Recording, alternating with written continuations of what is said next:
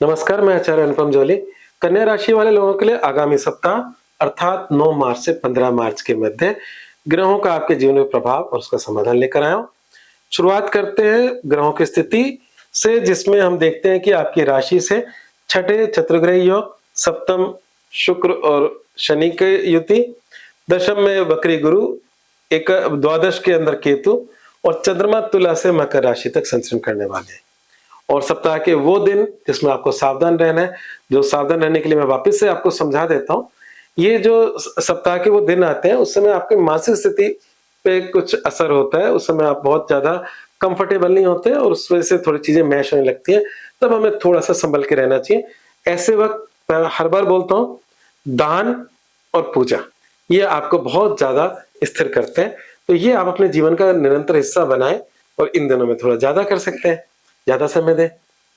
तो बात करते हैं वो दिन कौन से हैं। 11 मार्च को रात्रि 10 बजे से 14 मार्च सुबह 9:33 तक। तो ये मुख्य रूप से हम ये कह सकते हैं कि 12 और 13 पूरा दिन मिल रहा है। तो 12 मार्च और 13 मार्च थोड़ा-सा चिंताजनक है। और मुख्य अगर बिल्कुल एक्यूरेट बोले तो 11 की रात 10 से 14 सुबह 9:33 तक। आगे बढ़ते हैं राशिफल पे। तो सबसे पहले स्वास्थ्य की बात करते हैं। तो आपके राशि का स्वामी बुध है, जो कि इस समय डिस्टर्ब स्थिति में है, वक्री और अस्त है। और वक्री अस्त होने की वजह से थोड़ा बहुत स्वास्थ्य को लेकर अभी इस समय कोई खास अच्छा समय नहीं है। और बुध आपकी राशि से भी छठे संचरण कर रहे हैं, वो भी खास अच्छी बात नहीं है। हालांकि जिन लोगों का कन्या लग्न है और कन्या राशि है, इन दोनों में अंतर है। जो लोग कन्या राशि के लोग हैं, जिनका मून साइन कन्या है, उनके लिहाज से छठे का गोचर बुरा नहीं होता किसी भी ग्रह का। हालांकि बुध ही गुजर रहा हो तो एक अलग बात है, जिसके लिए मैंने स्वास्थ्य के लिए पहले ही आपको मतलब कह दिया कि अच्छा नहीं चल रहा। पर कन्या लग्न वाले अगर लोग हैं और वो भी ये राशिफल देख रहे हो, क्योंकि आजकल लग्न और राशि को हम दोनों को एक साथ मिलाकर बोलने लगे हैं लोग बाग। तो अगर जिनका कन्या लग्न है, उनके जीवन में शत्रुओं की बढ़ोतरी हो रही है और कहीं न कहीं अच्छा बुरा हिसाब किताब उनके आसपास चल रहा है, जिसमें हम कुछ हद तक छोटे-मोटे ब्लैक मैजिक्स भी हम लोग सोच सकते हैं। इस तरह की बातें चल रही हैं, तो उनको थोड़ा-सा इस समय केयरफुल रहना चाहिए कन्या लग्न वालों को। और जो कन्या राशि वाले हैं, उनके लिए बेटर समय है, इतना बुरा समय नहीं है। पर स्वास्थ्य को लेकर उनको अपना थोड़ा-सा केयरफुल रहना चाहिए। वक्री बुध और अस्त बुध अच्छा नहीं होता, वो कष्ट देता है। हालाँकि बुध मोस्ट ऑफ द टाइम अस्त रहता है, पर वक्री के साथ अस्त होना कष्टकारी होता है। तो अभी स्वास्थ्य का ध्यान पूरी तरीके से रखें। बात करते हैं करियर, व्यवसाय और नौकरी की। तो जहां तक सवाल है नौकरी पेशा लोगों के लिए, वो समय अच्छा है, थोड़ी सी चिंताजनक है, परंतु ठीक ठाक है। चिंताजनक इसलिए क्योंकि यहाँ पे नौकरी का प्लेनेट भी बुध है और वो डिस्टर्ब है, तो इसलिए चिंताजनक है। और नौकरी के घर से जब बृहस्पति वक्री गुजर रहे हैं, तो वो बृहस्पति बुरे ग्रह नहीं है, वो तो शुभ ग्रह है, परंतु बृहस्पति जहां बैठते हैं वहां की चिंता देते हैं। तो करियर की चिंताएं तो बनी हुई हैं अभी, मतलब डिस्टर्बेंस बना हुआ है, पर अल्टीमेटली कोई बड़ा लॉस नहीं दिख रहा। तो इसलिए थोड़े बहुत स्ट्रगल दिख रहे हैं नौकरी के अंदर।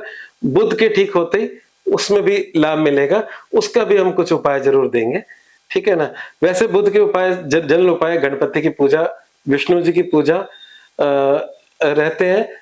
और जो इसका जो अनाज है वो मूंग की दाल है, साबुत मूंग की दाल ग्रीन वाली। लोग बाग कई बार हरे तोते को भी मूंग की दाल खिलाते हैं। इवन जो आपके किन्नर होते हैं, हिजड़े होते हैं, उनको हरी चीजों का दान कर सकते हो, कपड़े, हरे कपड़े, हरी चूड़ियां, ये भी बहुत अच्छा उपाय है बुध का। बाकी मैं महासमाधान में आपसे बात करूंगा। तो बुध का उपाय इनको जरूर करना चाहिए कन्या राशि वाले लोगों के लिए। और जहां तक बिजनेस का सवाल है, तो पिछले कुछ समय से मैं बिजनेस को लेके कन्या राशि वाले लोगों को चेता रहा था। तो वो चेतावनी अभी कंटिन्यू है, पर उसमें थोड़ा बेहतरी जरूर हुई है। यहाँ पर शुक्र का उच्च का होना ये बहुत लाभकारी है। तो कन्या राशि वालों के लिए जो मैं इतनी मतलब तनाव की बातें बोल रहा हूँ, स्वास्थ्य को लेके, नौकरी को लेकर या बिजनेस में भी अभी कोई हरी झंडी नहीं दे रहा। तो इसमें एक चीज बहुत अच्छी जुड़ी है अभी, मतलब पिछले हफ्तों से, वो है शुक्र का उच्च का होना।